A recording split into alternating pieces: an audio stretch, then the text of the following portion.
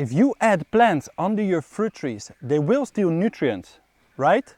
To be fair, that actually makes a lot of sense. You've got one tree, in this case a pear tree, and once you start adding more plants to it, it feels like everything will compete for the same water and nutrients. But in most cases, it's actually the opposite. Leaving your tree completely alone is usually the bigger mistake.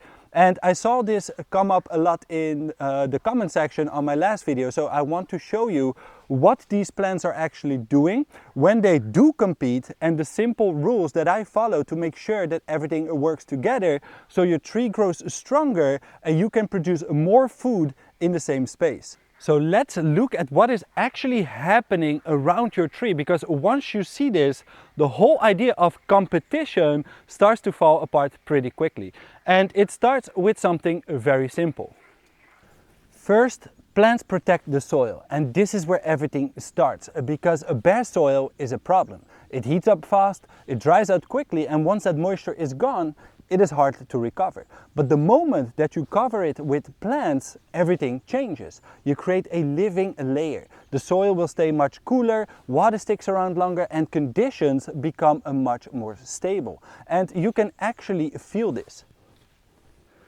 Take something like this, a sweet potato for example. If you move the leaves aside and touch the soil underneath it, it's actually really cool and slightly moist, even on a warm day. Because instead of the sun hitting bare soil all day, everything underneath it stays protected. And even when you harvest, a lot of the plant stays behind, breaking down right where it grew. So that protection doesn't just disappear. And that's really the shift, because instead of a constant heat and moisture loss, you're creating a stable environment around your tree. And that stability makes it much easier for your tree to grow instead of constantly dealing with stress. Second, they help keep nutrients in the system, because with a tree on its own, a lot of what you add doesn't actually stay here. Rain pushes nutrients deeper into the soil, or they get washed away over time. So you keep adding compost or mulch, but the system keeps losing it. But once you start adding plants under your trees, that begins to change. Leaves fall, plants get cut back, roots die and regrow, and instead of that organic matter disappearing, it stays right here on the surface. For example, here on my property I've got this ground cover called a small leaf spiderwort. It spreads very quickly and forms a dense layer over the soil. Leaves fall into it, branches fall into it, and instead of drying or blowing away, all this organic matter gets trapped, it stays moist and breaks down much faster. So nothing really gets lost, and that's the key difference. Instead of nutrients leaving the system, they're being captured, broken down and reused right where your tree needs them. So instead of constantly feeding the system, this system starts feeding itself. And third, they change the environment around the tree, because a tree on its own is fully exposed and everything is more extreme.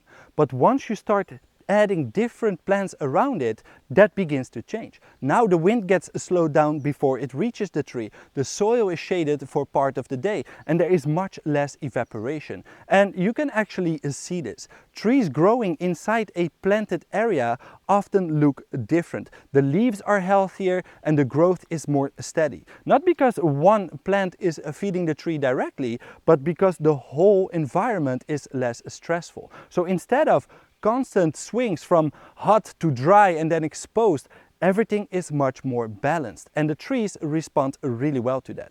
But once you understand this, it becomes very tempting to start planting everything around your tree. And that is exactly where things can go wrong, because yes, plants can compete, and if you don't know where that happens, you can slow your tree down or set it back without realizing it. So let's take a look at where this can go wrong and how to avoid it from the start. And the first mistake is planting too much, too quickly and too densely. It is tempting. You've got your tree, your plants, and you just want to fill everything in. Now, there are systems where dense planting works, like the Miyawaki method or syntropic agroforestry, but those rely on very specific successional strategies and active management. And for most homeowners who just want to grow more food without turning this into a full-time job, that might not be the best setup. So what happens instead is that everything ends up establishing at the same time and in a space that's simply too crowded. Roots will compete for space, water gets used up faster, and the tree doesn't get the head start that it needs. And instead of speeding things up, everything slows down. Another situation where this can go wrong is when there's not enough water, especially in drier climates like the Mediterranean, because when moisture is limited, plants will compete and you'll notice it quite quickly. In those situations, the soil dries out really fast, plants will start to struggle and the tree doesn't grow the way that you expected. And that's often where people think, see, this doesn't work.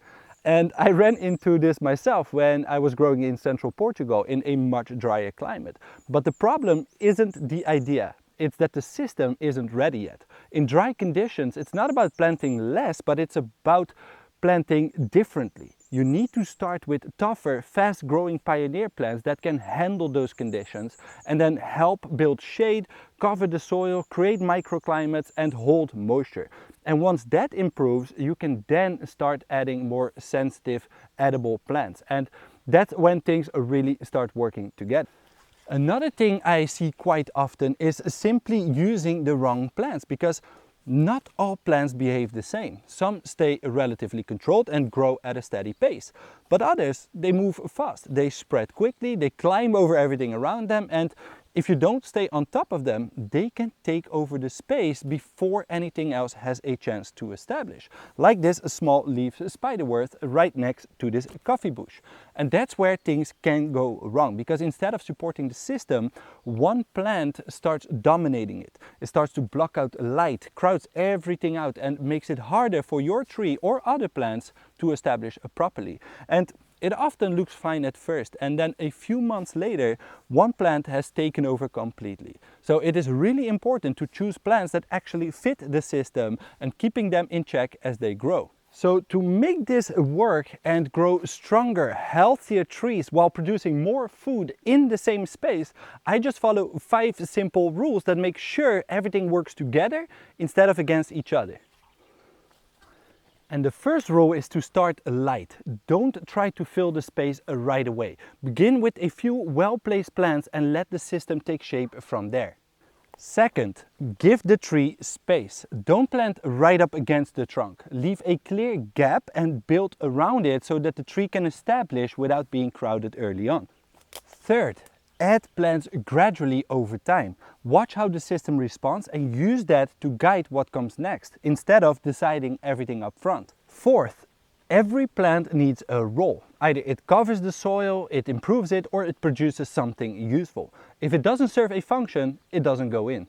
And finally, pay attention. Adjust what isn't working and build on what is. That is what brings the whole system together over time. So if there is one thing to take away from all of this, it's that most of the time the plants aren't competing with your fruit tree. They are what actually help it grow better, because instead of a tree struggling on its own, you are creating a little system that supports it. And once you start seeing it like that, everything changes. You stop asking whether plants will steal nutrients and start asking, what does this system need to work better? And if you want to see the 5 types of plants that I plant around every fruit tree, watch this video next, because in that one I show you exactly what I add so your tree grows stronger, more resilient, and you can produce more food in the same space. I hope this video answered your question, and as always, thanks for watching and happy forest gardening.